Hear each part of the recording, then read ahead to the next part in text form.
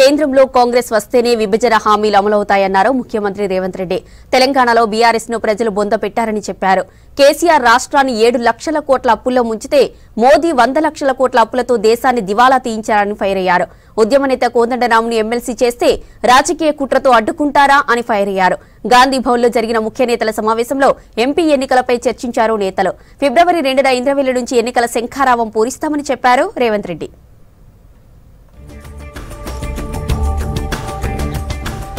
ప్రధాని మోదీ మాజీ సీఎం కేసీఆర్ ఒక్కటేనని విమర్శించారు ముఖ్యమంత్రి రేవంత్ రెడ్డి. వాళ్ళిద్దరూ చీకటి దోస్తులని మండిపడ్డారు. బూటకపు హామీలు ఇవ్వడంలో, ఇచ్చిన హామీలను ఎగ్గొట్టడంలో ఇద్దరిది ఒకటే స్టైల్ అని ఆరోపించారు. విభజన హామీలు అమలు చేయకుండా ప్రజలను నిలువునా ముంచారని ఫైర్ అయ్యారు. కేసీఆర్ 7 లక్షల కోట్ల అప్పు చేసి రాష్ట్రాన్ని దివాలా తీయిస్తే మోదీ 100 లక్షల కోట్ల అప్పు చేసి దేశాన్ని దివాలా తీయించారని అన్నారు.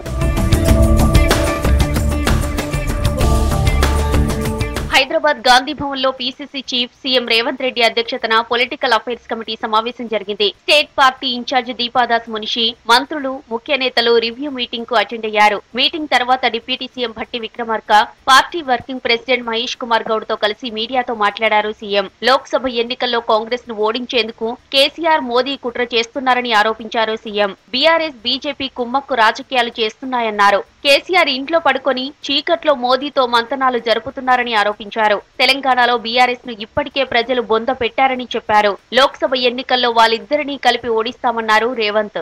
ఎందుకు బీఆర్ఎస్ గురించి, కేసీఆర్ గురించి కాంగ్రెస్ పార్టీ రోజు పెద్దగా మాట్లాడతలేదని, ఆ పార్టీ రాష్ట్రం లేదు, సచ్చింది. తెలంగాణ ప్రజలు ఆ పార్టీని బొంద పెట్టిరు. కానీ నిన్న మొన్న ఈ మధ్య కాలంలో బిల్లా రంగాలు మాట్లాడుతున్న మాటలు మీరు చూడండి.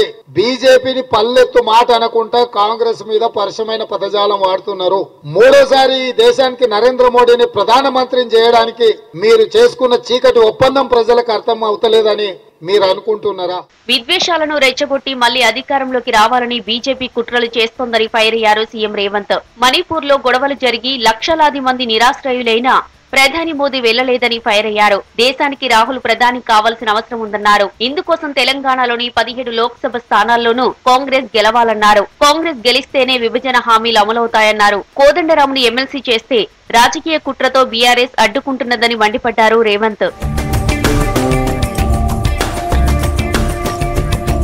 రాజ్యసభ ఎన్నికలకు కాంగ్రెస్ అభ్యర్థులను ఎంపిక చేసే అధికారాన్ని ఏఐసీసీ అధ్యక్షుడు మల్లికార్జున ఖర్గేకు అప్పగిస్తూ పీఏసీ సమావేశంలో ఏకగ్రీవ తీర్మానం చేశారు. లోక్సభ ఎన్నికల్లో పోటీ చేయాలనుకునే ఆశావహుల నుంచి దరఖాస్తులను ఆహ్వానిస్తున్నామని చెప్పారు. ఫిబ్రవరి 3 సాయంత్రం 5 గంటల వరకు గాంధీ భవన్ లో దరఖాస్తు చేసుకోవాలని సూచించారు. అప్లికేషన్ ఫీజు ఎస్సీ, ఎస్టీ, దివ్యాంగులకు 25,000, మిగతా అన్ని వర్గాలకు 50,000 ఉంటుందని చెప్పారు సీఎం.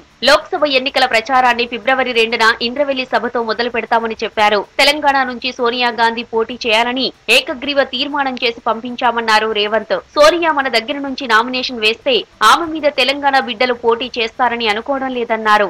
రాబోయే లోక్సభ ఎన్నికలలో 17 పార్లమెంటు నియోజకవర్గాలకు సంబంధించి అభ్యర్థులను వాళ్ళ దరఖాస్తులను గాంధీ భవన్ లో చేసుకునే విధంగా మార్చి 3 తారీఖు సాయంత్రం 5 గంటల వరకు సమయం ఇస్తూ పీఏసీలో నిర్ణయించడం జరిగింది. ప్రతిపక్ష పార్టీల నాయకులు, ఎమ్మెల్యేలు ఎవరైనా ఎప్పుడైనా తనను కలవవచ్చునని చెప్పారు సీఎం రేవంత్. ఎమ్మెల్యేలే కాదు, కేసీఆర్, కేటీఆర్ కూడా ప్రజా సమస్యలపై తనను కలవచ్చన్నారు.